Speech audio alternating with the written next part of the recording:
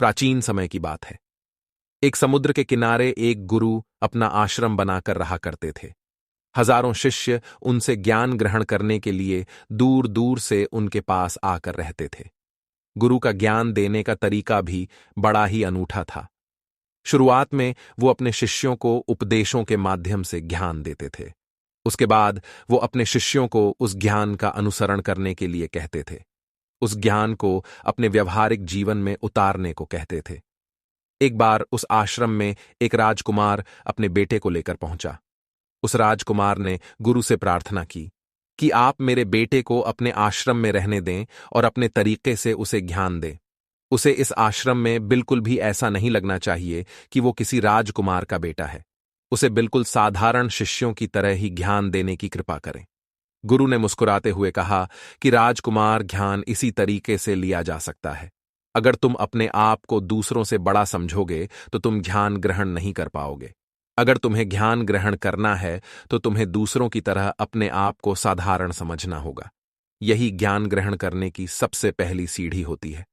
तुम निश्चिंत रहो, आज से तुम्हारे बेटे की जिम्मेदारी मेरे कंधों पर। यह कहकर गुरु राजकुमार के बेटे को अपने साथ लेकर समुद्र के किनारे टहलने के लिए निकल गए। आश्रम के बाकी सभी बच्चे उस राजकुमार को देख रहे थे। राजकुमार अपने बेटे को अपने रथ पर बिठाकर लाया था, जिससे सभी बच्चे समझ गए थे कि ये लड़का राजकुमार का बेटा है। इसी वजह से आश्रम के सभी बच्चे राजकुमार के बेटे की तरह आकर्षित हो गए थे। जब गुरु राजकुमार के बेटे को लेकर समुद्र पर टहल रहे थे तो राजकुमार का बेटा अचानक फूट फूट कर रोने लगा, क्योंकि अभी वो सिर्फ 14 वर्ष का था और 14 वर्ष की आयु में उसके पिता उसे अपने से दूर छोड़कर चले गए थे। ये सदमा वो बच्चा सहन नहीं कर पा रहा था।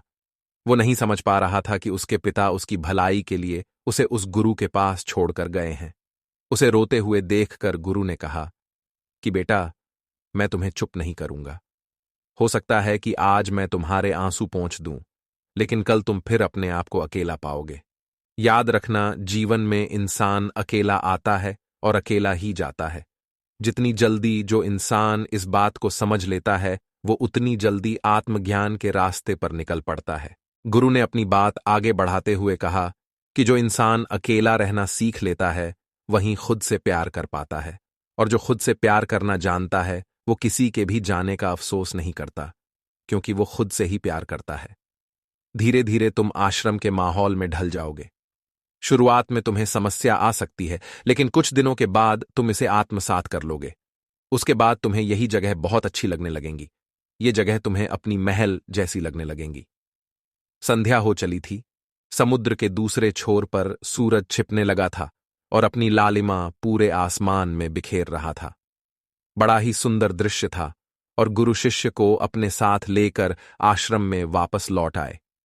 उस शिष्य को भी थोड़ी सांत्वना मिली, क्योंकि गुरु की आंखों में एक अभूतपूर्व शांति झलक रही थी, और जब हम किसी एकांतवासी गुरु की आंखों में वो शांति देख लेते हैं तो हमारे हृदय से भी सारा भार हट जाता है। मन एकदम निर्मल हो जाता है। जब राजकुमार का बेटा रात्रि का भोजन करने के लिए भोजन कक्ष में पहुंचा तो आसपास के सभी शिष्य उसके पास आने लगे। उन सभी को पता था कि ये राजकुमार का बेटा है, और अगर हम इससे दोस्ती कर लेते हैं तो उससे हमारा बहुत फायदा होने वाला है। यही सोचकर आश्रम के ज्यादातर ने उसे घेर लिया था। बस कुछ बच्चे जो अकेले रहने का महत्व समझते थे, जो दिखावे में विश्वास नहीं करते थे, वो उस राजकुमार के बेटे के पास जाने की बजाय अपना पूरा ध्यान खाने पर लगा रहे थे और एकांत में बैठकर अपना भोजन कर रहे थे। कुछ दिनों के बाद राजकुमार के बेटे की आश्रम के ज्यादातर बच्चों के साथ दोस्ती हो गई। अब वो आश्रम में उन बच्चों के साथ घूमता, उन्हीं के साथ अपना ज्यादातर समय बिताता। आखिरकार राजकुमार का बेटा था, सुख सुविधाओं में पला बड़ा था। आसपास बहुत से दास और दासियां होते थे।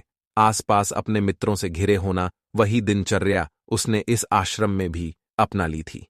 ऐसा नहीं था कि गुरु को ये सब पता नहीं था, पर गुरु उसे अलग तरीके से ज्ञान देना चाहते थे। बच्चों को ज्ञान आप उपदेश देकर नहीं दे सकते, उन्हें साक्षात्कार कराना पड़ता है। उसके बाद उन्हें वो बात समझ आती है जो आप समझाना चाहते हैं। गुरु को ये बात पता थी कि अगर मैं इसे बोलकर बताऊंगा तो ये कभी समझ नहीं पाएगा। मुझे इसे दिखाना पड़ेगा, इसे एहसास कराना पड़ेगा कि अकेले रहने से ही तुम अपनी शक्तियों को जान पाओगे। ये सीख देने के लिए गुरु एक दिन उस शिष्य को अपने साथ एक पहाड़ी की चोटी पर ले गए। पहाड़ी पर पहुंचकर गुरु ने उस शिष्य से कहा कि अब तुम्हारा ज्ञान पूरा हो चुका है, बस एक आखिरी रात तुम्हें यहां पर बितानी होगी। उसके बाद अगले दिन शाम को मैं तुम्हारे राजमहल में तुमको पहुंचा दूंगा। वो बच्चा तो ये सुनकर बहुत खुश हो गया कि अब मैं वापस अपने राजमहल चला जाऊंगा। फिर से मेरे दास और दासियां, सारी भोग की वस्तु ये मेरे पास होंगी। उस शिष्य ने गुरु से पूछा कि गुरु जी, मुझे आज रात आप यहां पहाड़ी पर क्यों छोड़ रहे हैं? आखिर मुझे कौन सा आखिरी ज्ञान यहां से मिलेगा? गुरु ने मुस्कुराते हुए कहा कि यहां पर चट्टान के पीछे तुम्हें छिपकर बैठना होगा। यहां पर रोज रात को एक बाज जाता है। तुम्हें उस बाज को देखना है, बड़ी गौर से देखना है, हर गतिविधि देखनी है, और उस बाज को देखने के बाद अगले दिन अगर तुम उस बाज की खूबियां मुझे बता पाए तो मैं तुम्हें तुम्हारे राजमहल वापस भिजवा दूंगा। और हां, सुबह आने से पहले एक बात पर और ध्यान देना है। एक चरवाहा यहां पर अपनी भेड़ों को चराने के लिए आता है। तुम्हें उन भेड़ों की गतिविधियां भी देखनी है। याद रखना, बाज की गतिविधि रात को और भेड़ों की गतिविधि सुबह। अगर तुम दोनों की गतिविधि ध्यान से देखकर मुझे बता पाए तो तुम इस आश्रम से हमेशा के लिए आजाद हो जाओगे। तुम्हारा ज्ञान पूरा हो जाएगा। मैं तुम्हारे पिता को कह दूंगा कि ये बच्चा हमारे आश्रम का सबसे ज्ञानी बच्चा है। ये कहकर गुरु अपने आश्रम में वापस लौट आए और वो बच्चा वहीं पर उस चट्टान के पीछे खड़ा हुआ उस बाज का इंतजार करने लगा। काफी वक्त बीत जाने के बाद वहां पर एक बाज अपने बच्चों के साथ पहुंचा। राजकुमार के बेटे ने पूरी रात उस बाज की गतिविधि बड़े ही ध्यानपूर्वक देखी, और सुबह होने के बाद जब चरवाहा वहां पर अपनी भेड़ों को लेकर पहुंचा तो उसने एक अभूतपूर्व दृश्य देखा। उसने देखा कि वो बाज भेड़ की एक मेमने को अपने पंजों में दबाकर आसमान में उड़ गया। उसने उस भेड़ के बच्चे का शिकार कर लिया था। ये सारा दृश्य देखकर वो बच्चा आश्रम में वापस अपने गुरु के पास पहुंचा। इससे पहले कि गुरु उससे कुछ पूछते, उसने गुरु को प्रणाम करते हुए कहा कि गुरुदेव, आप आश्रम के सभी बच्चों को यहां पर बुला लीजिए। मैं सब लोगों को बताना चाहता हूं कि मैंने क्या देखा। जब आश्रम के सभी बच्चे वहां पर पहुंच गए तो उस राजकुमार के बेटे ने कहना शुरू किया कि मैंने अपने जीवन में बहुत से पक्षियों को देखा है, लेकिन बाज उन सभी पक्षियों में से सबसे अद्भुत और सबसे अलग होता है। उदाहरण के लिए, एक तोता हम सभी ने देखा है। तोता बोलता तो बहुत है, लेकिन कभी ऊंचा नहीं उड़ पाता। लेकिन एक बाज जो कि हर समय शांत रहता है, वो आकाश को भी छू सकता है। उसमें आकाश को भी छू लेने का सामर्थ्य होता है। जब भी एक बाज अपने शिकार को निश्चित कर लेता है तो वो उसी शिकार पर अपनी नजरें गड़ाए रहता है, चाहे वो कितनी भी ऊंचाई पर क्यों ना हो, चाहे कितना भी बड़ा तूफान क्यों ना जाए, लेकिन उसकी नजर हमेशा अपने लक्ष्य पर स्थिर रहती है। आज सुबह जिस बाज को मैंने देखा, उसने हर भेड़ को अपना शिकार नहीं बनाया, बल्कि उस भेड़ के झुंड में से उसने उस भेड़ के मेमने को अपना शिकार बनाया। उस बाज की तरह हमें भी अपना ध्यान अपने एक ही लक्ष्य पर स्थिर रखना चाहिए। चाहे कितनी भी अड़चनें क्यों ना आए, हमें अपना लक्ष्य स्पष्ट दिखाई देना चाहिए। 10 से 15 अलग अलग लक्ष्यों में अपनी ऊर्जा बर्बाद करने की बजाय हमें किसी एक लक्ष्य पर पूरी एकाग्रता के साथ ध्यान देना चाहिए। तीसरी बात जो मैंने उस बाज से सीखी और जो हम सभी को सीखनी चाहिए, वो ये है कि बाज कभी भी दूसरे पक्षी के साथ नहीं उड़ता। वो हमेशा आकाश में अकेला उड़ता है। इससे हमें ये सीख लेनी चाहिए कि हमें कभी भी छोटी सोच वाले लोगों के साथ नहीं रहना चाहिए। आखिरकार हम भी वही बन जाते हैं जिनके साथ हम रहते हैं। इसीलिए या तो बड़ी सोच वालों के साथ रहो या फिर अकेले रहो, क्योंकि जब हम अकेले रहते हैं तभी हम खुद की ताकत और खुद की कमजोरियों को जान पाते हैं। कमजोरियों को जानकर उनको दूर कर सकते हैं और अपनी ताकत को जानकर उसका सही इस्तेमाल कर सकते हैं, लेकिन वो तभी संभव होगा जब हम अकेले रहना सीखेंगे। चौथी सीख जो हमें एक बाज से लेनी चाहिए कि एक बाज हमेशा अपनी सीमाओं से ऊपर उठकर उड़ता है। जब तूफान आता है तो हर एक पक्षी अपने घोंसले की तरफ भागता है, खुद को छुपाने की जगह ढूंढता है। लेकिन बाज ऐसा कुछ भी नहीं करता। वो खुद की सीमाओं को तोड़कर बादलों से भी ऊपर उड़ने का प्रयास करता है। हवाएं उसे थपेड़े मारती हैं, पंख उसके बाहरी हो जाते हैं, पानी और धूल की वजह से उसे कुछ दिखाई नहीं देता, लेकिन वो फिर भी आसमान की तरफ उड़ता रहता है और अंततः बादलों से भी ऊपर निकल जाता है और वहां तब तक उड़ता रहता है जब तक मौसम ठीक नहीं हो जाता। अपनी सीमाओं को सिर्फ इसलिए तोड़ पाता है क्योंकि वो समस्या के आने पर उससे घबराता नहीं है, उससे डर कर बचने का प्रयास नहीं करता, बल्कि एक सकारात्मक नजरिए के साथ उसका सामना करता है। जीवन में चाहे कितनी भी अड़चनें क्यों ना आए, हमें उन अड़चनों से लड़ना चाहिए, ना कि उनसे डर कर कहीं छुप कर बैठना चाहिए। बहादुर तो वो लोग होते हैं जो तूफानों से टकरा जाते हैं, कायर तो अपने घर में, अपने घोंसले में अपनी जगह ढूंढकर बैठ जाते हैं।